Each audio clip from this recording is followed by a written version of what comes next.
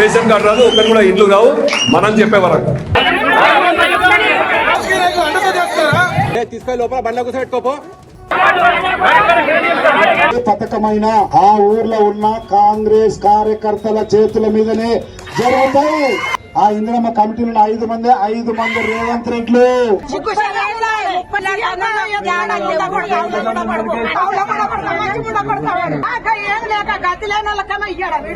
ప్రజాపాలన గ్రామ సభ విఫలమైంది. తెలియకుండా తుతు మాత్రం లెక్క వేసారు.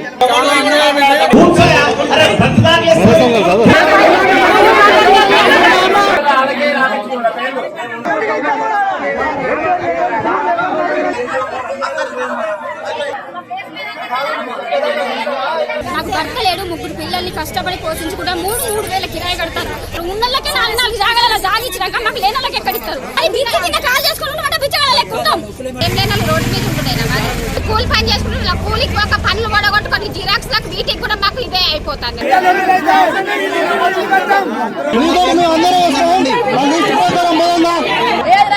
రేకులు కలిసి కొనుక్కొని వేరే వాళ్ళ వారికి వేసుకొని ఉంటున్నాం. మరి నాకు ఇల్లన్న రావాలిగా, పోతే అల్లన్న ఇల్లు కట్టుకుంటా. 3 మధ్యలో దానికి ఇల్లు పడి ఇప్పుడు మిమ్మల్ని అడగలేకరా, మిమ్మల్ని అడుగుతానేమో ఏం చేసుకో అంటారు.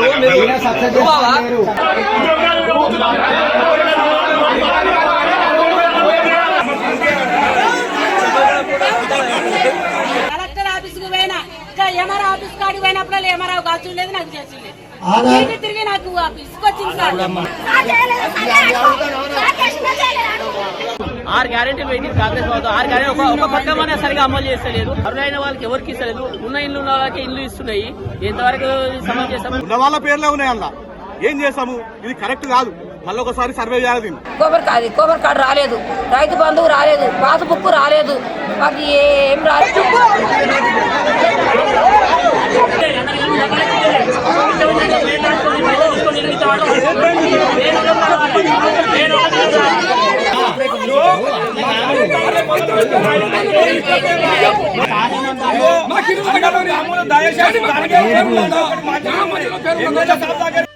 అడిగిన పదవారే వాస్తవమే.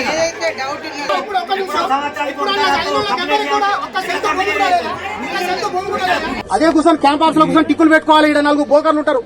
ఆ ఎంఆర్ ఆఫీస్ లో చూడు, బ్యాంక్ లో చూడు బోకర్లు ఉంటారు. ఆ బోకర్తో 40 టిక్కులు పెట్టుకుంటే వస్తాయి. సర్వే చేసేందుకు, జనాన్ని రోడ్లు ఎక్కించేది ఎందుకు?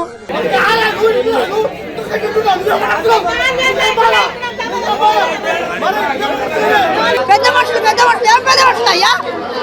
నాకు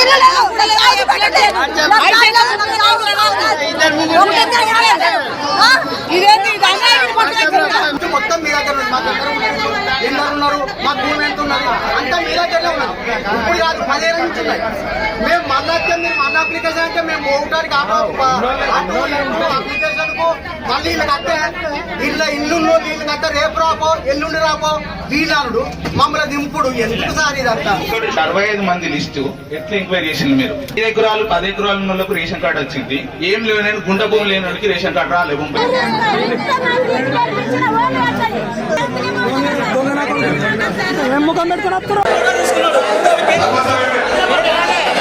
నెత్తి మీద పెట్టుకొని గెలిపించినాం.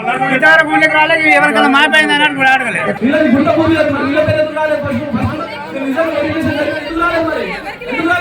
ఎవరి కోసం ఈ పథకం పెట్టింది? ఎవరి కోసం? నిరుపేదల కోసమా లేకపోతే బలిసిన కోసమా? ఎవరి కోసం మీరు పెట్టింది? 365 పేర్లు చెప్పారు. దాంట్లో మా తండ్రి ఒక్క పేరు లేదు. ఎందుకు లేదు సార్? వాళ్ళ పేరు మాకనే లేదు. పథకం తీసుకుంటే ఊకోరు. ప్రతి ఇంటికి ఏ భూమి లేని అరువులు చెందాలి, ఏం లేని పోరాటం చేస్తున్నారు. ఎంతమంది పోరాటం చేస్తారు?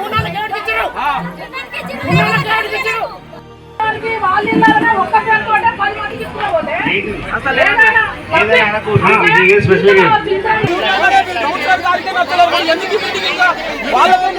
వాళ్ళకి తెలిసినప్పుడు ఎందుకు ఇంకా మీటింగ్ ఎందుకు?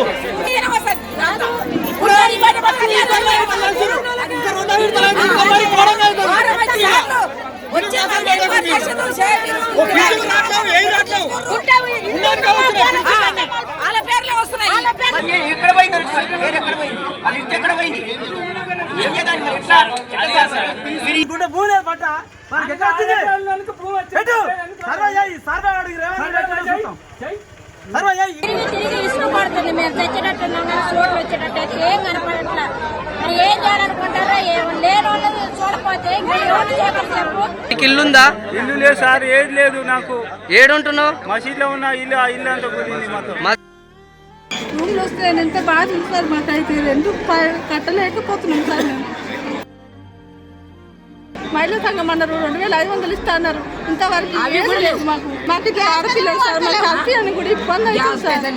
ఏది లేదు 500 వస్తే అన్నారు, 500 లేదు, ఏది లేదు సార్. కష్టం చేసుకొని తినాలి సార్, మేము పూజ చేసుకొని బతకాలి సార్.